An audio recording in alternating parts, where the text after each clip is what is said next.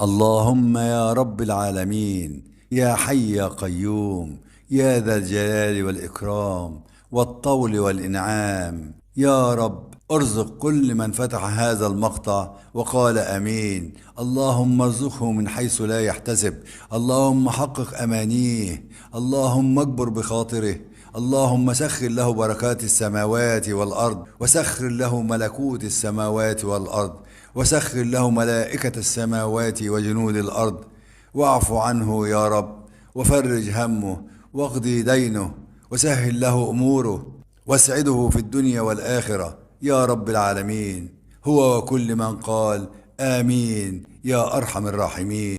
وصلى الله على سيدنا محمد وعلى آله وصحبه وسلم، وآخر دعوانا أن الحمد لله رب العالمين. قال تعالى في محكم التنزيل: وذكر فإن الذكرى تنفع المؤمنين.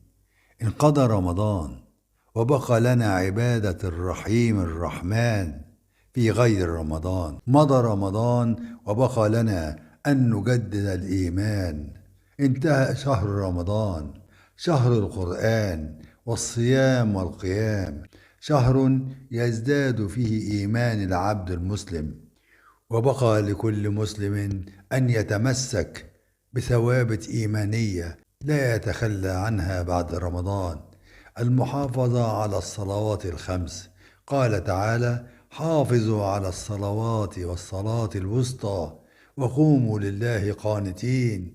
قال رسول الله صلى الله عليه وسلم: ألا أدلكم على ما يمحو الله به الخطايا ويرفع الدرجات؟ قالوا: بلى يا رسول الله. قال: إسباغ الوضوء على المكاره، وكثرة الخطى إلى المساجد، وانتظار الصلاة إلى الصلاة، فذلكم الرباط.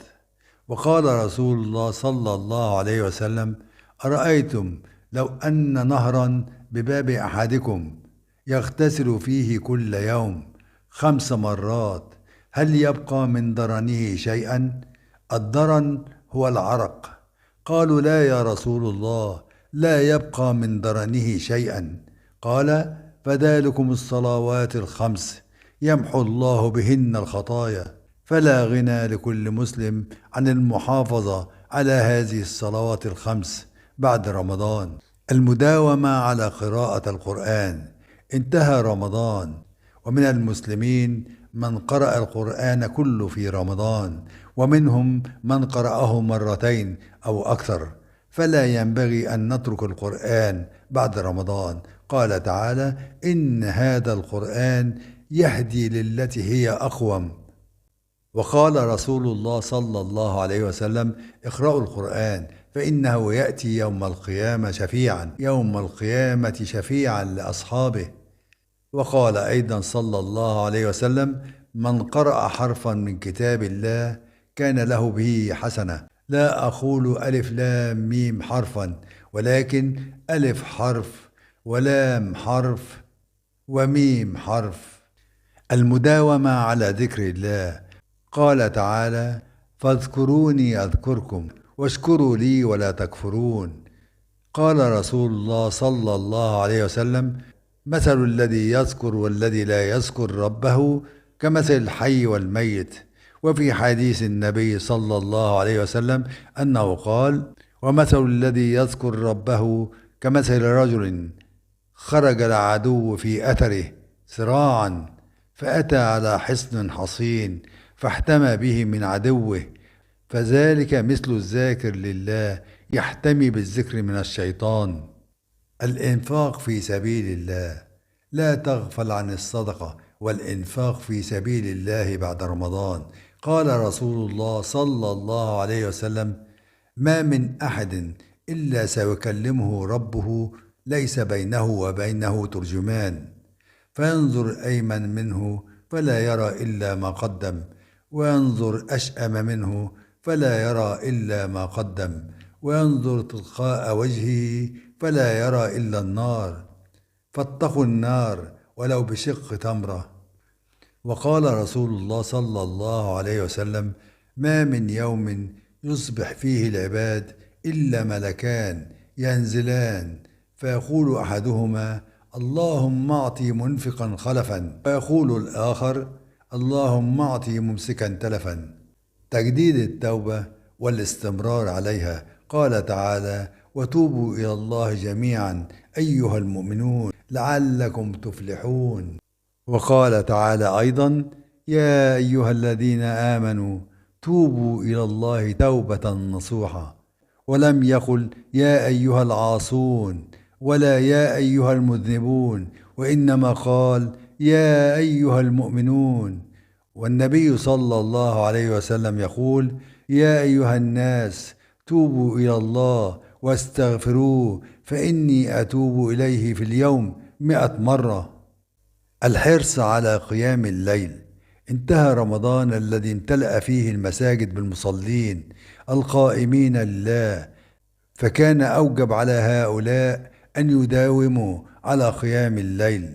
قال النبي صلى الله عليه وسلم: عليكم بقيام الليل، فإنه دأب الصالحين قبلكم، وقرب إلى الله تعالى، وتكفير للسيئات، ومطردة للداء عن الجسد. هذه ثوابت إيمانية ينبغي المداومة عليها بعد رمضان حتى تحيا القلوب بالإيمان، ونداوم الاستقامة على طاعة الله سبحانه وتعالى. فحقيقة الإيمان قول باللسان، واعتقاد بالقلب، وعمل بالجوارح موافق للسنة. قال تعالى: هو الذي أنزل السكينة في قلوب المؤمنين ليزدادوا إيمانا مع إيمانهم.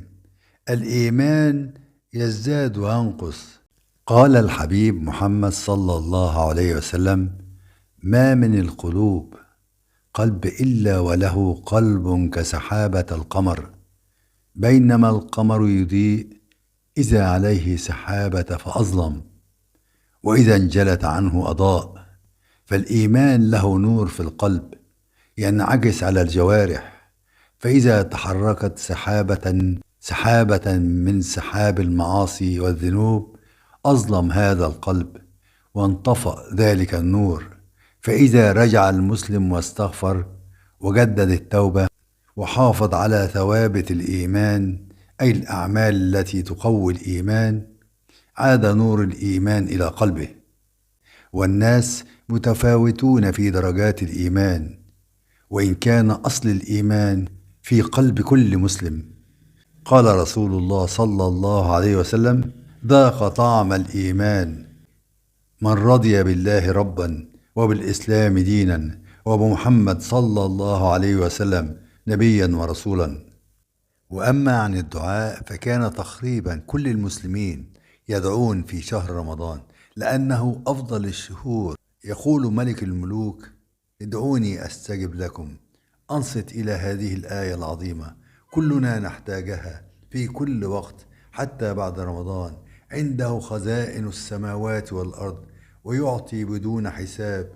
جوده وكرمه لا حد له، فالله يحب أن تدعوه وتسأله. لا يغضب الله سبحانه وتعالى أبدا حينما تسأله، ولكنه جل وعلا يغضب من العبد الذي يعرض عن سؤاله تبارك وتعالى.